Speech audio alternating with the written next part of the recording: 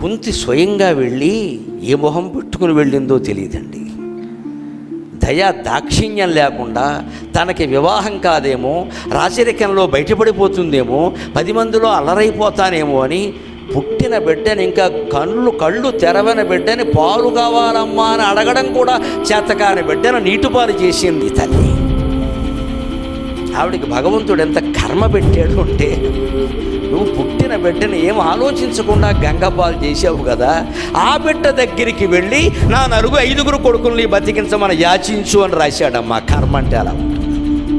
కన్నరాయుభారంలో జరిగిందా లేదా? మనకి జరగదా? గ్రహస్థితి ఎంత విచిత్రంగా ఉంటుంది మనం గ్రహించం. కానీ కనుడు ఏం నేరం చేశాడని వదిలేస్తారండి పుట్టిన బిడ్డని. పెద్దయ్యాక దుర్యోధనుడితో స్నేహం చేశాక ఆయన దుర్యోధనుడిని సమర్థించడం తప్పు కావచ్చు, వస్త్రాపహరణం జరుగుతుంటే వ్యభిచారి అయిన ద్రౌపదిని నిందించవచ్చు, అవన్నీ తప్పులే కావచ్చు. కానీ పుట్టిన పసిబిడ్డ ఏ నేరమో చేయలేదే. పిల్లలు లేనివాళ్ళు లేరు అని చచ్చిపోతుంటే ఉన్నవాడిని సహజ కవచ కుండలాలతో పుట్టిన వాడిని బంగారు కొండ అంటామే. మన పిల్లాడు ఎంత దరిద్రంగా ఉన్నా బంగారు కొండ అంటామే. కర్ణుడు నిజంగా బంగారు కొండ అండి. బంగారపు కవచమా, బంగారపు కుండలాల అలాంటి బిడ్డను వదిలేస్తారా? లోకాన్ని ఎదిరించి అయినా పెంచుకోవాలి తప్ప. ఈరోజు భాషలో చెప్పాలంటే ఇష్టం వచ్చిన భోగాలు అనుభవించేటప్పుడు ఏ మాట లేదా, దాని ఫలితాన్ని మాత్రం మనం తోసి పారేస్తామా? భగవంతుడు ఊరుకుంటాడు. కుష్ఠుడే స్వయంగా కుంతి దగ్గరికి వెళ్ళి, అత్త ఎందుకు అడుగుతున్నాను ఆలోచించు, నువ్వు వెళ్ళు, నేను చెప్పిన వదిలేసిన కొడుకు దగ్గరికి, తానే నీటిలో పారేసిన కొడుకు దగ్గరికి వెళ్ళి ఏమడగాలి? వాణ్ణి బతకమని కాదు, వాడు మన పక్షానికి రమ్మని కాదు, రానంటే కనీసం పాండవులను చంపనని వాగ్దానం చేయి. ఎంత స్వార్థం, ఎంత స్వార్థం!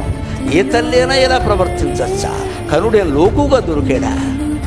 ఒకటి ఉన్న బిడ్డను నీటిలో పారేస్తావా? వాడేదో సొంతంగా ఎవరి దగ్గర చదువు నేర్చుకుని వాడేదో పరాక్రమం సంపాదించుకుంటే ఆ పరాక్రమం అంతా పాండవులను చంపడం కోసమే అన్నట్టుగా వాడు ప్రతిజ్ఞ చేస్తే ఆ ప్రతిజ్ఞ కూడా తప్పి నీకు పుత్రదానం చేయమంటావా? ఏమి స్వార్థం అంటే దీన్ని కూడా తట్టుకున్నాడు కర్ణుడు. అందుకని కర్ణుడు దానవీర సూరకర్ణ నేను నమస్కారం చేస్తానమ్మా.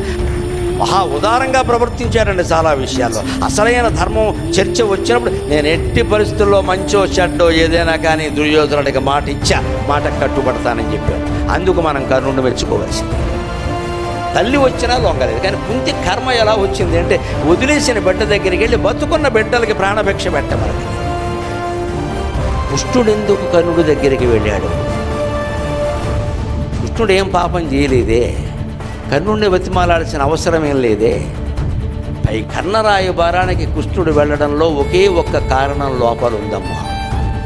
కర్ణుడు గనక యువతల పక్షానికి వస్తే దుర్యోధనుడు యుద్ధం చెయ్యడు. అది కృష్ణుని యొక్క సంకల్పం.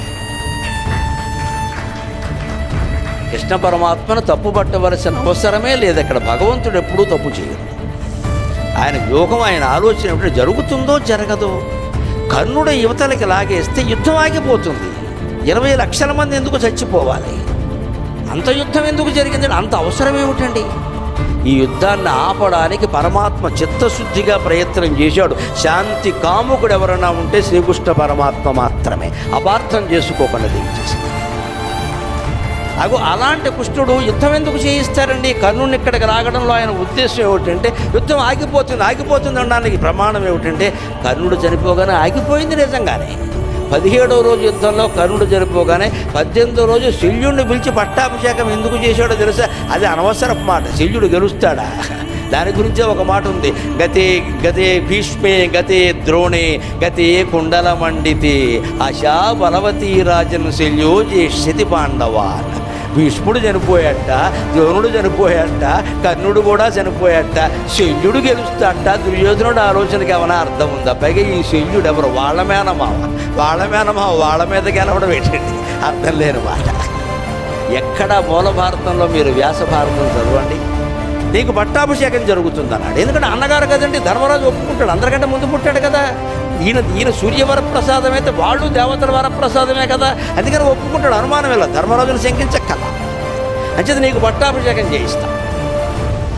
అర్జునుడు నీకు గుర్రాలు తోలుతాడు, అభిమన్యుడు నీ పక్కనే ఉంటాడు, భీముడు నీకు వింజామర వేస్తాడు, ఇవన్నీ చేయిస్తాడు.